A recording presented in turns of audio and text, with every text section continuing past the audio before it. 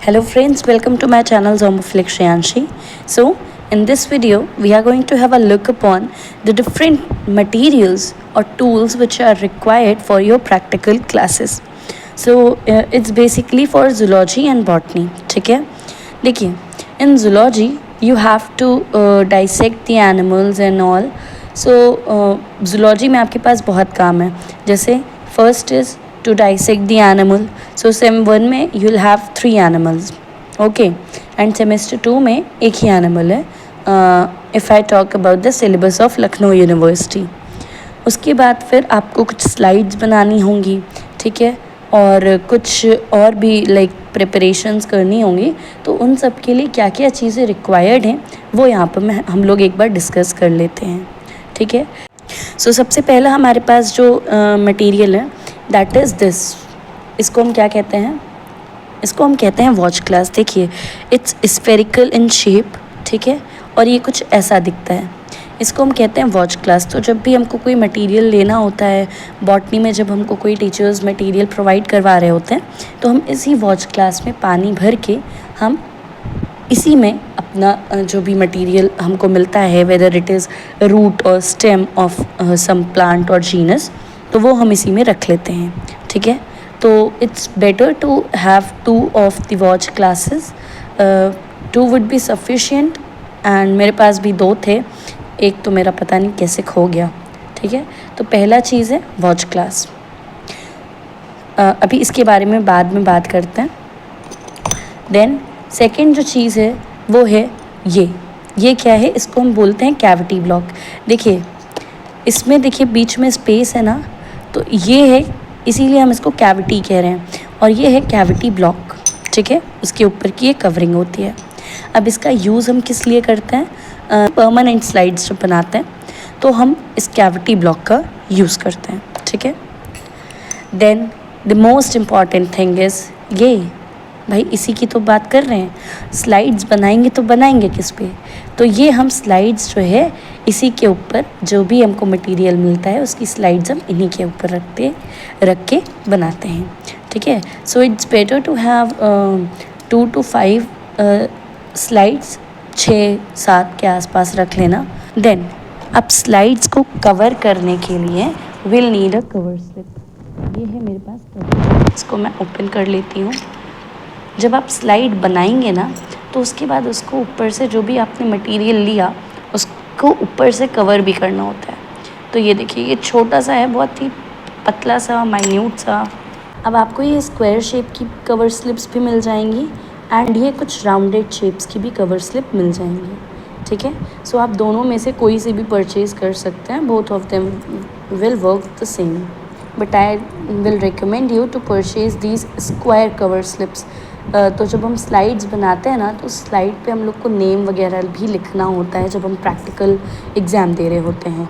तो उसके लिए छोटा सा एक कागज़ का टुकड़ा काट के हमको इसी कवर स्लिप के बराबर का हम टुकड़ा कट करते हैं, कागज़ का पीस कट करते हैं.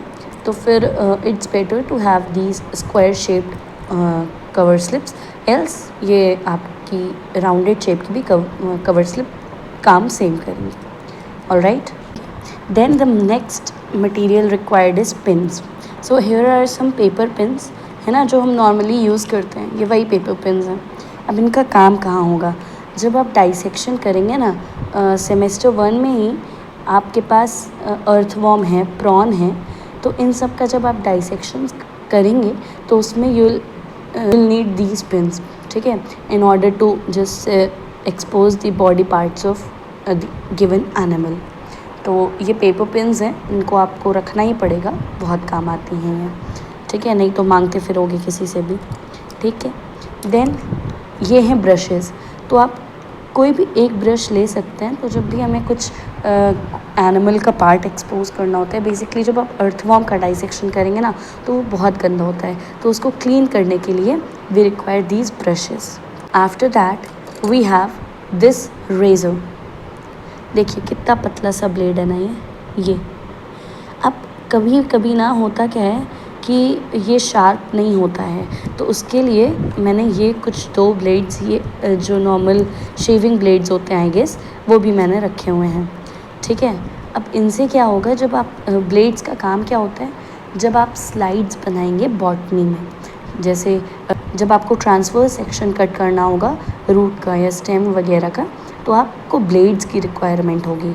तो आप या तो ये ब्लेड ले सकते हैं, ठीक है, और ये थोड़ा सा देखिए शार्प है एजेस का, या फिर आप ये नॉर्मल ब्लेड्स भी ले सकते हैं। सो मैं तो यही रेकमेंड करूँगी कि दोनों ही ब्लेड्स रखें आप।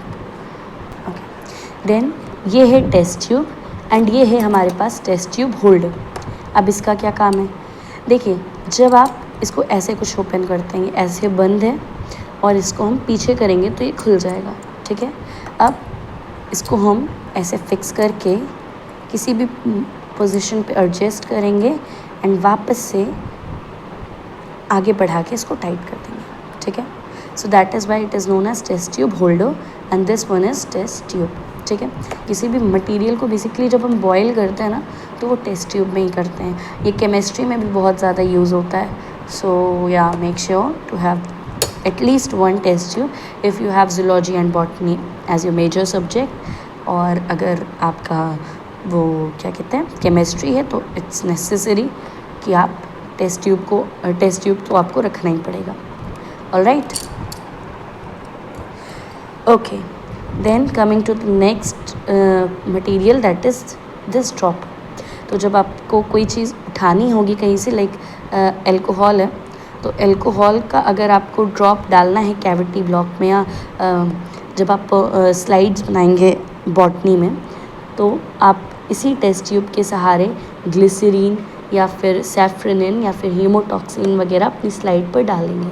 ठीक है, तो ये टेस्ट ट्यूब भी बहुत इंपॉर्टेंट है। Then I have these 2 scissors. अब इट इज़ रिकमेंडेड कि आप पॉइंटेड एंड वाली ही सीजर प्रेफर करें। ठीक है, क्योंकि जब आप ये बेसिकली आपको तभी काम आएगी, ये जूलॉजी के डाइसेक्शंस में काम आएगी, जब आप किसी एनिमल को डाइसेक्ट कर रहे होंगे तो ये काम आएगी। So it is recommended to have the pointed end scissors. After that ये आती है नीडल।